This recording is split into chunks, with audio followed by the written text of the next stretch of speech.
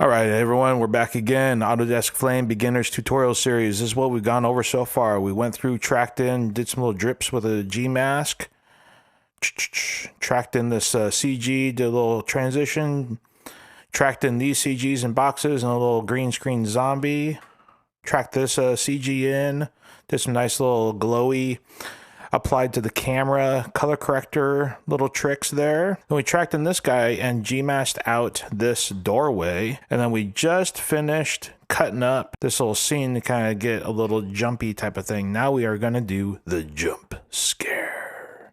Ah! That was kind of like the little scare, little scream that's in the Haunted Mansion there at Disney. Man, I freaking love that ride. That was like my favorite ride. Dude, what's your favorite ride at Disney, man? Put in a comment down below. Let me know, man. I'm like so jonesing to go to Disney. We were going to go to Florida and stuff this year. Oh man, looking so forward to that trip. Back to the ghosting jump scare. So we're just going to zoom in. If you just click down here and scroll up or scroll down, it kind of zooms in and out.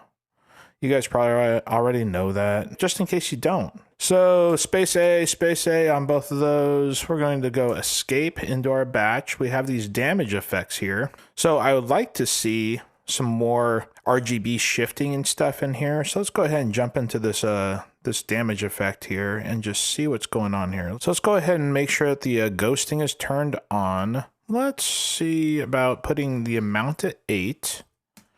Let's put this duration of 25. Let's do the variation 23, scale 100, transparency and angle. How about angle 210? Variation, well, let's do like a 22. Let's do a 10 on the color. Let's kind of see what that's doing for us. There we go.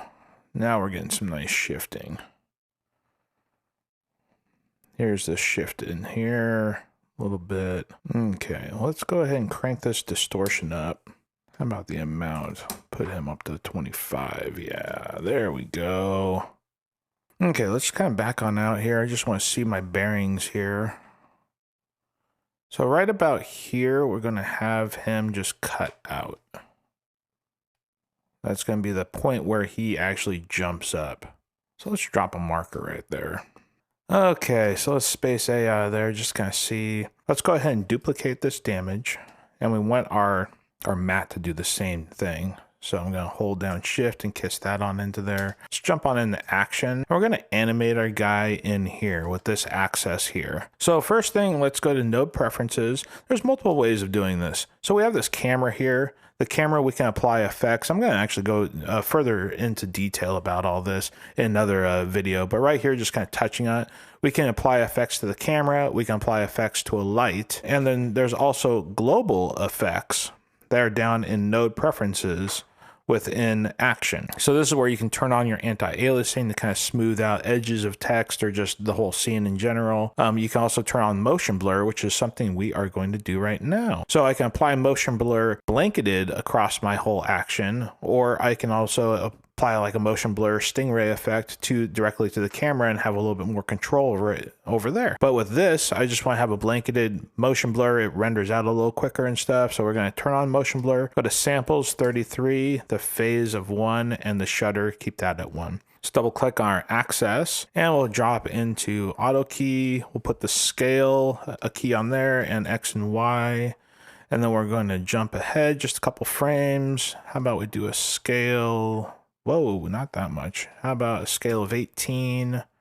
Jeez, that's mondo. Oh, how about 13? Okay. And then let's just kind of shift him on over and down. There we go. See how that ghosting is really happening? That's what our motion blur is creating. I wanted to get a nice tweak, weird ghost. And, you know, personally, the motion blur within this node preferences, that one seems to work a little bit better when you're shifting things around super fast, doing the glitchy thing. Doing the stingray effect on the camera, I haven't had the same results. So that's another reason why we're kind of jumping on over to here with this. We're going to advance a couple more frames. Let's drop him down to 12. Oh, how about a 9? Make him mini man. I will call him Mini-Man. And we're going to skip ahead a couple more frames. And we'll jump him to 15 this time. And shift him on over here. And then let's jump on out to our timeline and kind of see where we're at. So we're going to have him twitch back and forth for a couple frames.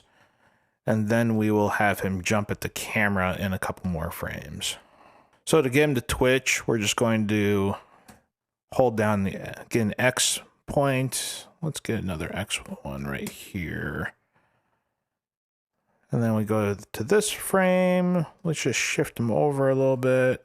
We're just going to go 2 more frames, shift him back. Another frame. How about another 2 frames? Shift him. And then 1 more frame, shift him back. And then at this point, we have these 2 frames here. We're going to have him jump up at the camera. So slam him up to, how about maybe 28. And we'll just kind of bring him on up here. Oh, he looks so scared. And then the last frame, we're just going to shift him over here a little bit. Well, let's kind of back on out and see what that's looking like. So we're just kind of scrubbing along here, seeing we're getting these cool little blurs from that motion blur.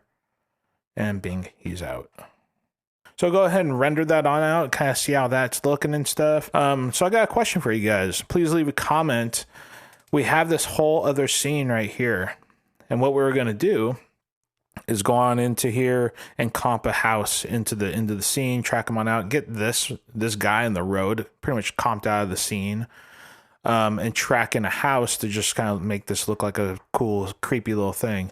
But you know what? I'm thinking that you guys might be getting bored. I don't know. Maybe not. So let's just kind of leave it up to you. If you guys want that, I'll go ahead and go through and create that. You can see my workflow on how to create all that.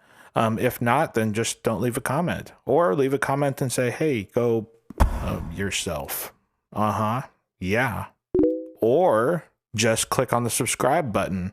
More in-depth tutorials on Flame, cameras, lighting, all sorts of whatever. I don't know what those things are. I know it's really kind of cool. You guys are like, oh, wow, man, I'm really hooked now. Like, I got to check out those tutorials because you're so amazingly vague.